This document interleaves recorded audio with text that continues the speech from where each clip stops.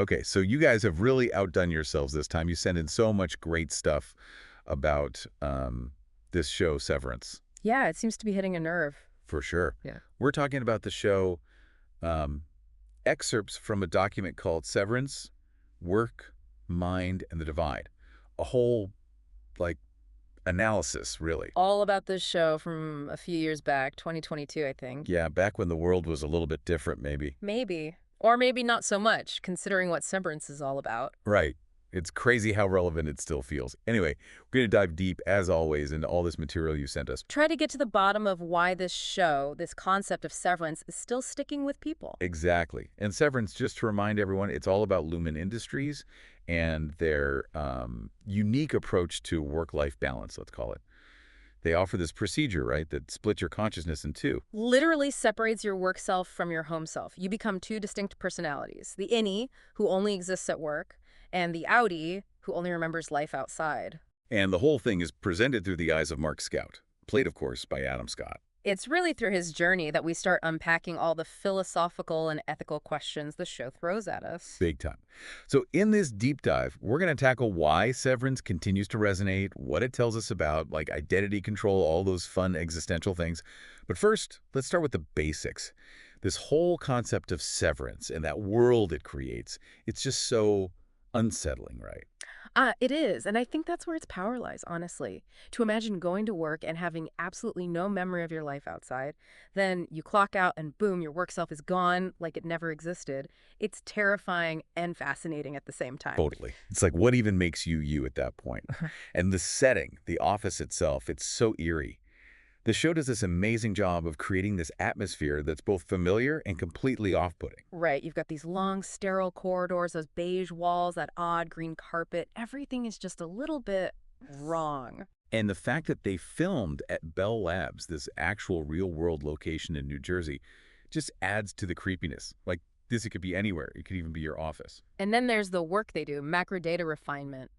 Sorting numbers all day. It sounds so mundane, so pointless. Yeah, like almost deliberately vague. And that's the point, isn't it? It's not about the actual work, but what that work, that environment, does to the people doing it. Who are they, really, when they're so completely cut off from everything else in their lives? Totally. And then you have these little clues the show throws at you right from the start, hinting at a much bigger, more sinister story underneath it all. Like breadcrumbs leading you deeper into the mystery. Right. So we learn about Mark's deceased wife, Gemma. This is obviously a huge part of his outie life, but his innie has no idea. Then you have Petey, this former severed employee who somehow remembers his outie life and tries to warn Mark. And then, of course, there's Keir Egan, the founder of Lumon. This guy is basically a cult leader. His words are treated like scripture by some people who work there. Yeah, there's this unsettling reverence surrounding him, like, is this a tech company or a religious movement? And then, of course, you have Helly. Her arrival really shakes things up. Oh, Helly, she's such a firecracker. You're innie. I mean, she rejects the whole premise of severance right from the get-go. She's fighting to get out, to remember who she is, why she's there. But we know her outie chose this life, right? So there's this massive question mark hanging over her motives. What could possibly drive someone to willingly sever themselves like that? It's such a fascinating conflict, and then boom, that cliffhanger at the end of season 1. When Mark's outie is at that party and he sees, well, we don't see, but he shouts, she's alive. The implication being that Gemma, his supposedly dead wife, is somehow also severed. Talk about a mind-blowing twist. It totally changes how you see everything. And it's in these twists and turns that the show really starts to grapple with some deep philosophical stuff. For sure. I mean, at its core, Severance asks this fundamental question: who's the real you? When you split a person's consciousness, when you literally separate their self, what happens to their identity? Yeah, it's like, is your true self the sum of both halves? Or is something lost in the division? Like Mark's innie seems content, right? He even says at one point, I'm happy here. But you have to wonder, is that really happiness when he has no choice? When he doesn't even know what he's missing? Right. It's happiness within a very carefully constructed, controlled environment. And then you have Helly, who's so adamant that her innie self, this work self, isn't the real her. She's like, I'm not me. It makes you think, are we defined by our work, by our experiences, or by something deeper, something that can't be severed? Heavy stuff. And what's crazy is how much this all resonates with, like the real world. Even now in 2025, the document talks about how severance reflects our own anxieties about work, about burnout. Absolutely. Especially with remote work becoming the norm after the pandemic, those boundaries between work and personal life have become even more blurred for a lot of people. It's like we're always on, always reachable. Severance takes that to the extreme, but it's not that far-fetched, really. It's like the ultimate expression of hustle culture. Your innie just works, no complaints, no distractions, perfect productivity. But at what cost? Right, and Luhmann's whole idea of work-life balance becomes this dark joke. They've achieved it, but in the most messed up way possible. And then there's the way some employees, like Irving, seem to fully embrace Luhmann's philosophy. They buy into the whole Kier Egan ideology. Is it genuine belief or a way to cope with the absurdity of their situation? Yeah, it's like, do they really believe or have they just been conditioned to accept this as their reality? Right. It's like what happens to your critical thinking skills when you spend every waking moment in this controlled environment? And it's not just the big ideas, the philosophical stuff. It's the smaller details in Severance that really drive it home, the symbolism. The document talks about how macro data refinement, this seemingly meaningless task, can be seen as a commentary on corporate work itself. Yeah, it's like a lot of jobs, right? You just do what you're told day in and day out without really knowing the bigger picture. Just like these innies sorting numbers for who knows what purpose. And then there's the revelation that Gemma is alive and also severed. That's not just a plot twist, it's a huge symbolic gut punch. It says something about how severance doesn't just split minds, it severs relationships, memories, love, like what's left when you take those things away. And the acts of rebellion we see, they're symbolic too. Mhm. Helly trying to kill herself in the elevator. Dylan's paranoia about being watched, which, given Lumen's whole vibe, might not even be paranoia. Yeah, It's all about these innies fighting for some kind of control, some sense of agency in a system that's designed to take that away. exactly. It's why the term corporate horror fits Severance so well. It's not about monsters or jump scares, it's about the horror of a system that dehumanizes people, that treats them like cogs in a machine. And the way the show builds tension, it's so masterful. It's not about action. It's about these quiet moments, that creeping sense of dread. Like, remember Helly's punishment in the break room? Just saying those forced apologies over and over again under that harsh light. It's brutal. And Zach Cherry, who plays Dylan, you can see that inner turmoil, the way he barely holds it together. It's so well done. Yeah, he's amazing. Or those wellness sessions with Mrs. Casey, Patricia Arquette's character. That creepy monotone voice saying, "You're calm." Well, clearly no one is calm. It's so unsettling. Yeah, and that scene where Mark tries to escape, that long, continuous shot as he's running through the building, it's like you're right there with him, feeling that panic, that claustrophobia. And the performances, man, everyone in the show is just phenomenal. The document talks about how nuanced the acting is. Adam Scott playing both sides of Mark. It's incredible how he embodies those two distinct personalities, just through subtle changes in his expressions, his body language. Yeah, like he's literally two different people. And Britt Lower as Helly, that mix of anger and desperation she brings to the role, it's just captivating. John Turturro as Irving, he's got this heartbreaking innocence to him. And Christopher Walken as Bert, their little romance is so sweet, so unexpected in this otherwise cold and sterile world. Yeah, you really believe they care about each other. Apparently, some of their interactions were even improvised, which makes it even more genuine. And Patricia Arquette, she's chilling as Mrs. Casey. You can never quite tell what's going on behind those eyes. And Tremel Tillman as Milchick, always with that creepy smile plastered on his face. It's like he's enjoying the control he has over these people. Ugh, yeah, he's so good at being bad. And the actors really did their homework, you know. Scott researched this concept of severance. Cherry tapped into his own experiences with anger to portray Dylan. Lower even ad-libbed some of Dylan's lines, those moments of rage. It's all about bringing that authenticity to these characters, making them feel real even though their situation is so bizarre. Totally. And the way the show looks, the way it sounds, it all adds to the atmosphere.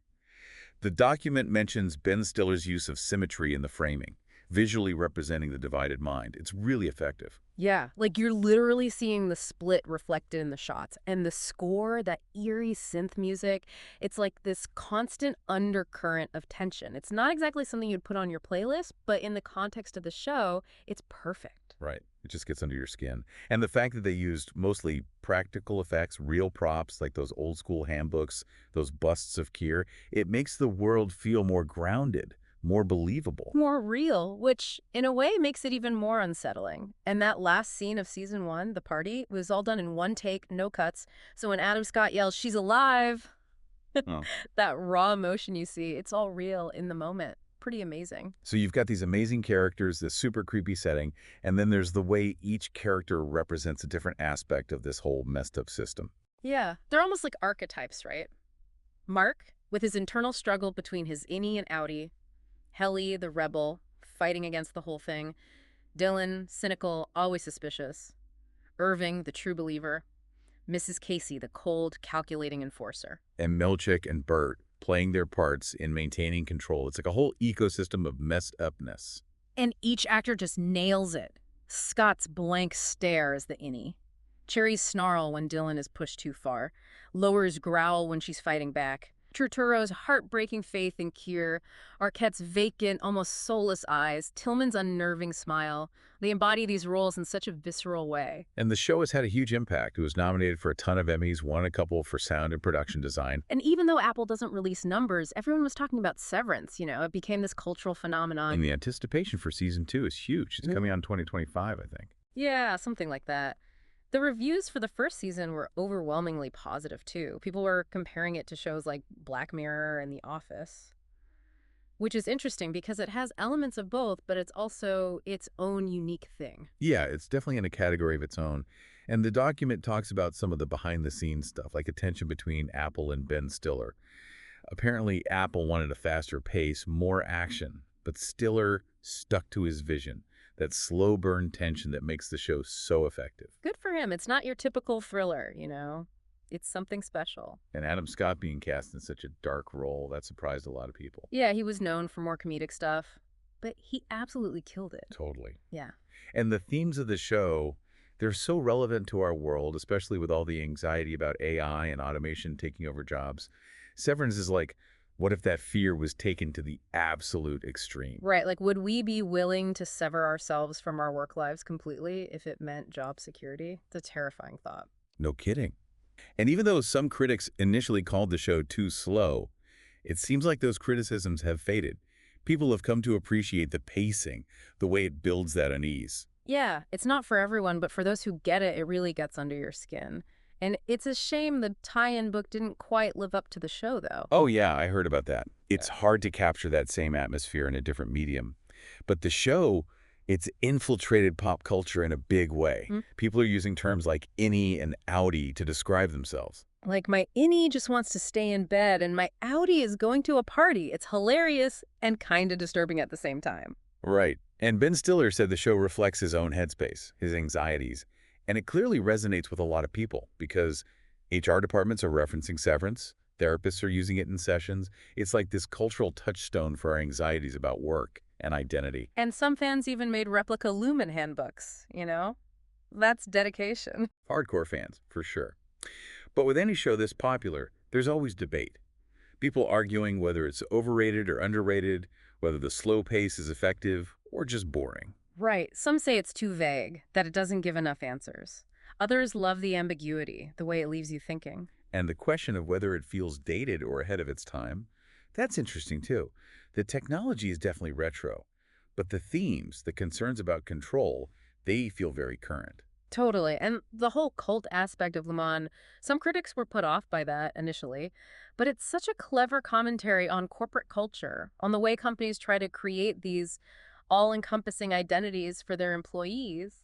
And you have to admire Ben Stiller for sticking to his guns. He could have made a more conventional thriller, but he made something truly unique. And that line, "You're a good person," the way it's used in the show, it's so haunting. Yeah, it's like, is it supposed to be comforting, or is it just another way to manipulate these people? It's never really clear, and that's what makes it so effective. So we've talked a lot about Severance.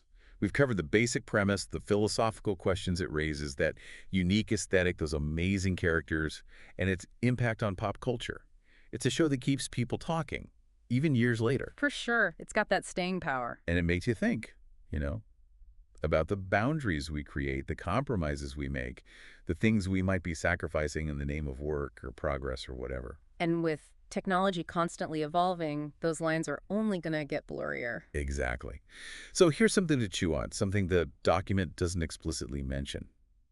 We've seen in Severance how messing with our minds, even with supposedly good intentions, can have some seriously messed up consequences. So what other seemingly harmless innovations might be lurking out there, ready to mess us up in ways we can't even imagine yet? What are we giving up bit by bit without even realizing it? It's worth thinking about, right? Because the future is coming, whether we're ready for it or not. And it might be a lot weirder than we think. Thanks for diving deep with us. See you next time. See ya.